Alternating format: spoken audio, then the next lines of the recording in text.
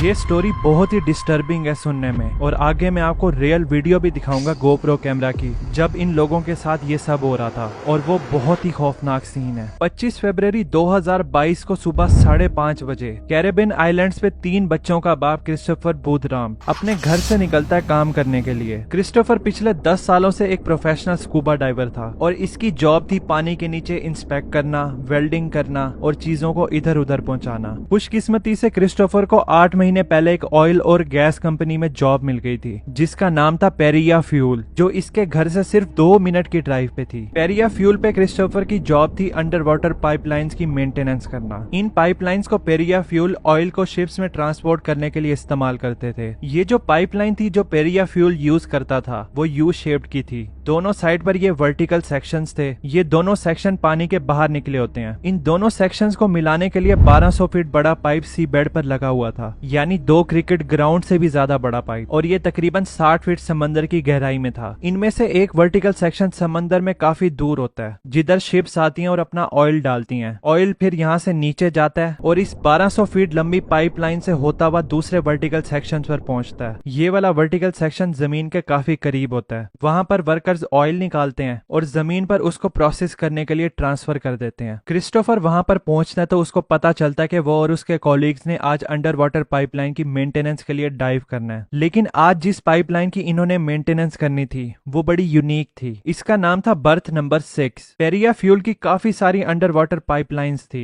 लेकिन birth number 6 को 2018 से इस्तेमाल ही नहीं किया गया था, और पिछले 4 सालों से ये पाइपलाइन बंद थी। सालों पहले इन्होंने इस पाइपलाइन को इस तरह बंद किया हुआ था। ये फोम की तरह कुशन्स हैं, इनको दोनों वर्टिकल सेक्शंस पर डाला था और फिर इसमें हवा भर देते हैं। इसके बाद ये दोनों वर्टिकल सेक्शन एयर टाइट हो गए थे। इस पाइपलाइन का जो एक वर्टिकल सेक्शन होता है जो समंदर में दूर था, उसका मुंह बाहर ही निकला हुआ था, लेकिन जो दूसरा वर्टिकल सेक्शन जो जमीन के करीब था उसको इन्होंने पानी में डुबाया हुआ था, ताकि आसपास की शिप्स आराम से किसी रुकावट के बगैर गुजर सकें। इसी वर्टिकल सेक्शन पे इन्होंने बहुत बड़ा हैबिटेट अटैच किया हुआ था। हैबिटेट में काफी बड़ी एयर पॉकेट थी। इसको ऐसे समझो, गिलास में हम टिश्यू डालकर अगर उसको हम उल्टा करके पानी के नीचे डालें तो जो गिलास के नीचे हवा है वो तो वैसे ही रहेगी, और इसी वजह से टिश्यू भी गीला नहीं होगा। सेम ये हैबिटेट भी ऐसा ही था। इसके अंदर हवा थी और इसको पानी में डाल दिया था उस वर्टिकल पाइप की ओपनिंग के पास। जैसे क्रिस्टोफर और उसके कोलीग्स ने आज इस पाइपलाइन को एक्टिव करना था तो वो इस हैबिटेट में स्विम कर पहुंच सकते थे। वहां पर अपने सारे डाइविंग इक्विपमेंट्स को उतार कर इस पाइप पर काम कर सकते थे। तो आज इन लोगों का टास्क यही था, इस पाइपलाइन को एक्टिव करना। 4 लोग जिनके साथ क्रिस्टोफर ने जाना था, उनके साथ ये पहले भी बहुत बार काम कर चुका था, और वो लोग इसके दोस्त भी थे। इनके नाम थे काजिम, यूसुफ, फैजल और ऋषि। ये सब लोग तैयार होते हैं इस टास्क के लिए, अपने अपने डाइविंग इक्विपमेंट्स पहनते हैं। बोट के जरिए ये लोग उस अंडर वाटर पाइपलाइन के हैबिटेट के पास पहुंचते हैं। ये लोग सीधा डाइव करते हुए उस हैबिटेट के अंदर जाते हैं जिधर सांस लेने वाली हवा थी। वो हैबिटेट के प्लेटफॉर्म के ऊपर चढ़ते हैं, अपने सारे डाइविंग इक्विपमेंट्स और गियर्स उतारते हैं और काम शुरू कर देते हैं पाइपलाइन पे। इनका काम छोटा सा था। इन्होंने सिर्फ एक लीवर निकालना था, तो उस फोम में से सारी हवा निकल जानी थी जिसने इस पाइप को सील किया हुआ था। जब एक डाइवर उस लीवर को घुमाने की कोशिश करता है तो वो बिल्कुल जाम था। इनके पास रेंच नहीं था, तो काजिम बोलता है रुको मैं सरफेस से रेंच लेकर आता हूँ। वो डाइविंग सूट पहनता है और रेंच लेने चला जाता है। शिप से उसको बंदा रेंच पकड़ाता है और वो डाइव करता हुआ दोबारा उस हैबिटेट में एंटर होता है और रेंच को पकड़ाता है। एक डाइवर रेंच को पकड़ता है, वो नीचे पाइप में झुकता है और लीवर को खोलना शुरू कर देता है, और वो लीवर खुल जाता है। लेकिन जैसे ही वो लीवर खुलता है, एक खौफनाक चीज उस चैम्बर में होती है। जैसे ही वो लीवर खुला, 1200 फीट लंबे पाइप में जो लो प्रेशर एयर थी वो एकदम से कांटेक्ट में आ गई थी हाई प्रेशर एयर की, जो इस एयर पॉकेट में थी। हमें पता है कि एयर हाई प्रेशर से लो प्रेशर में जाती है। उसी सेकंड जैसे ही वो सील टूटी तो हाई प्रेशर एयर जो उस हैबिटेट में थी वो सारी पलक झपकते ही उस पाइप में घुस गई। ऐसा हुआ कि ये पाइप ओपनिंग दुनिया का सबसे पावरफुल वैक्यूम बन गई। इसने सभी कुछ इस हैबिटेट में 1 सेकंड से भी कम टाइम में अपने अंदर ले लिया। सारी एयर, सारे इक्विपमेंट्स, तमाम 5 लोग इस पाइप में घुस घुस गए। सिर्फ यही नहीं, इसने आसपास के समंदर का पानी भी अपने अंदर ले लिया। तो ये पांचों लोग जिन्होंने अपने स्कूबा गियर्स भी नहीं पहने हुए थे, वो इस पाइप में उड़ते हुए जा रहे थे। सारे हैवी इक्विपमेंट इनके आसपास थे, समंदर का पानी इनके ऊपर था, इन्होंने अपना सांस रोका हुआ था और ये वर्टिकल पाइप से होते हुए रॉकेट की तरह 1200 फीट लंबे पाइप में घुस जाते हैं। खुद इमेजिन करो, तमाम पांचों लोगों को आइडिया ही नहीं था कि इनके साथ हुआ क्या है। इन्होंने अपना सांस रोका हुआ था और ये पानी में शूट करके आगे जा रहे थे। इन्हें पाइप में कुछ भी दिखाई नहीं दे रहा था और इसके अंदर जगह भी बहुत तंग थी, सिर्फ 2.5 फीट थी। इनके कंधे भी बड़ी मुश्किल से इसमें फिट हो रहे थे। फिर कुछ देर बाद पाइप का प्रेशर भी नॉर्मल हो गया और वो वैक्यूम इफेक्ट भी बंद हो जाता है। पानी पाइप में भी भरना बंद हो जाता है और वो हैबिटेट दोबारा से हवा से भर जाता है। जब पाइप में एयर नॉर्मल हो जाती है तो वो पांचों लोग भी रुक जाते हैं और लकीली वो ऐसी जगह पे रुके थे जिधर पाइप थोड़ा सा बेंड था और उस सेक्शन में थोड़ी सी हवा थी इनके सांस लेने के लिए। वो लोग पाइप में चीखने लग गए थे और उनको पता चलता है कि तमाम पांचों लोग ही इस पाइप में घुस गए हैं। इनके पास कैमरा था जिसमें वो सब रिकॉर्ड हो रहा था, सील खोलने से लेकर इस पाइप में एंटर होने तक। ये लोग पाइप में फंस गए थे और हिल भी नहीं सकते थे। पाइप में ऑयल और पानी भरा हुआ था और सिर्फ इनके मुंह वाली साइड पर एयर पॉकेट थी जिससे ये सांस ले सकते थे। ये लोग दर्द से तड़प रहे थे और इनकी हड्डियां भी टूटी हुई थी। फिर इनको पता चलता है कि क्रिस्टोफर सबसे क्लोज है उस सेक्शन के जिससे ये पाइप में एंटर हुए हैं। क्रिस्टोफर को पता था कि अगर इन्होंने जिंदा बचना है तो उसी रास्ते से वापस जाना पड़ेगा जिस रास्ते से ये लोग पाइप में एंटर हुए हैं। तो क्रिस्टोफर ने ही लीड करना था इन्हें वापसी के रास्ते। सिर्फ एक ही तरीका था पाइप में मूव करने का, वो था पांव की एड़ियों को हिलाकर आगे बढ़ना। पांचों एक दूसरे के कंधे पे पांव रखकर अरेंज हो जाते हैं और क्रिस्टोफर वापसी के रास्ते इनको लीड करता है। इन लोगों को पता था कि इन्हें फौरन ही कुछ करना पड़ेगा रेस्क्यू का वेट किए बगैर, क्योंकि एक तो इन्हें ये नहीं पता था कि इनके साथ हुआ क्या है, इसके अलावा साथ ही कहीं और ज्यादा पानी ना आ जाए पाइप के अंदर, और इन्हें ये भी पता था कि पाइप में बहुत ही कम एयर है, ज्यादा देर रुके तो ये लोग दम घुटने की वजह से मर जाएंगे। इस तरह रगड़ते हुए ये लोग पाइप के पहले फ्लडेड सेक्शन पर पहुंच गए। अब यहाँ पर आप लोग ये बात समझो कि इन्हें कोई आइडिया नहीं था कि आगे फ्लडेड सेक्शन कितना बड़ा है, और अगर एक बार इस फ्लडेड सेक्शन में घुस गए तो या तो अगली एयर पॉकेट मिलेगी या फिर ये लोग डूब कर मर जाएंगे। तो होता यह है कि क्रिस्टोफर और फैजल दोनों ही तैयार थे मेंटली और फिजिकली भी इस सुसाइड मिशन को अटेम्प्ट करने के लिए। बाकी इनके कोलीग्स चीख रहे थे कि ना जाओ, लेकिन क्रिस्टोफर और फैजल बोलते हैं किसी को तो जाना पड़ेगा सरफेस पर हेल्प लेने के लिए। फिर क्रिस्टोफर और फैजल रगड़ते हुए एक साथ सांस रोकर इस अंधेरे फ्लडेड सेक्शन में एंटर हो जाते हैं। लकीली ये फ्लडेड सेक्शन इतना बड़ा नहीं था और वो दोनों दूसरी एयर पॉकेट में एंटर हो जाते हैं। लेकिन इससे भी बड़ा लक उनके साथ ये होता है कि क्रिस्टोफर को स्कूबा टैंक मिल गया था और वो भी दो दो मिल जाते हैं। तो वो बड़ी मुश्किल से एक टैंक फैजल को पास करता है। अब इन दोनों के पास एयर टैंक्स थे, जिसका ये मतलब था कि ये लोग अब इस पाइप के बड़े बड़े फ्लडेड सेक्शन में भी एंटर हो सकते हैं। तो ये दोनों मजीद फ्लडेड सेक्शन में रगड़ते हुए एंटर होना शुरू कर देते हैं। इन्हें कोई आइडिया नहीं था कि टैंक में कितनी ऑक्सीजन रह गई है, बस ये लोग तुक्के पे चल रहे थे। फिर घंटों तक पाइप में घसीटने के बाद फाइनली ये लोग एक एयर पॉकेट में आते हैं जिधर फैजल की बस हो जाती है। वो क्रिस्टोफर को कहता है कि बस यहीं रुक जाओ। क्रिस्टोफर को पता चल जाता है कि फैजल ने आगे नहीं आना उसके साथ, तो वो उसको कहता है कि तुम यहीं रुको, मैं यहाँ से अकेला आगे जाता हूँ और वापस मदद लेकर जरूर आऊंगा। फिर क्रिस्टोफर पाइप के मजीद फ्लडेड सेक्शन में घुसता है और रगड़ते हुए आगे बढ़ता रहता है। उसके टैंक में बहुत ही कम एयर बच गई थी। फिर अचानक उसका टैंक मुड़े हुए पाइप पे लगता है, जिसका ये मतलब था कि वो वर्टिकल सेक्शन पर पहुंच गया है, तो वो हैबिटेट उसके ऊपर था। तो क्रिस्टोफर बड़ी मुश्किल से ऊपर की तरफ मुड़ता है और स्विम करता हुआ बाहर की तरफ मुंह निकालता है इस वर्टिकल सेक्शन से। अब क्रिस्टोफर इस एयर पॉकेट में निकल आया था, लेकिन पानी का लेवल इतना ऊपर नहीं था कि वो पाइप से खुद ही बाहर निकल सके। बस उसके लिए ये सब ऐसा था जैसे वो पानी के कुएं के नीचे हो, बाहर नहीं निकल सकता। लकीली उस वर्टिकल सेक्शन पर एक चेन लटकी हुई थी जिसकी मदद से क्रिस्टोफर उसको पकड़कर रुका रहा, लेकिन उसको कोई आइडिया नहीं था कि उसको बचाने कोई आएगा भी। फिर दो रेस्क्यू डाइवर सरफेस से उस हैबिटेट में आते हैं। वो लोग क्रिस्टोफर को बाहर निकाल लेते हैं। क्रिस्टोफर को ये लोग सरफेस पर ले आते हैं। क्रिस्टोफर देखता है कि वहां पर कोस्ट गार्ड्स और बाकी रेस्क्यूअर्स भी आए हुए हैं और उसको ऐसा लग रहा था कि ये लोग तैयार हैं रेस्क्यू ऑपरेशन करने के लिए। क्रिस्टोफर के होश उड़े हुए थे। वो अथॉरिटीज के पास भाग कर जाता है और उनको बताता है कि उसके चारों दोस्त पाइप में जिंदा हैं और वो अभी भी उस एयर पॉकेट्स में है। जाओ और उनको बचा लो जाके। लेकिन अथॉरिटीज बोलती है कि सेफ नहीं है रेस्क्यूअर्स को पाइप में भेजना। जब क्रिस्टोफर को पता चलता है कि उसके दोस्तों को ये लोग नहीं बचाएंगे जो उस पाइप में जोर जोर से मारकर मदद मांग रहे हैं, तो वो खुद ही पानी में कूदने की कोशिश करते हैं उनको बचाने के लिए। लेकिन अथॉरिटीज उसको पकड़कर हॉस्पिटल भेज देते हैं। क्रिस्टोफर को रेस्क्यू करने के बाद 2 दिन तक उसके कॉलीग उस खौफनाक हालत में फंसे रहते हैं उस पाइप में। वो लोग पाइप में जोर जोर से मारते रहते हैं कि उनकी आवाज सरफेस पर कोई सुन ले और उनको बचाने आ जाए। लेकिन फाइनली 27 फरवरी को वो आवाजें आना बंद हो जाती हैं। बाकी चारों लोग उस पाइप में फंसकर मर जाते हैं। उसके बाद इनकी बॉडीज को बाहर निकाल लिया जाता है। और अभी मैं आपको वीडियो दिखाता हूँ काजिम की, जो रेंच पकड़कर उस हैबिटेट में जाता है। आपको ऐसा लगेगा कि वीडियो ब्लैक हो गया है, जबकि उसी सेकंड वो पाइप में होते हैं।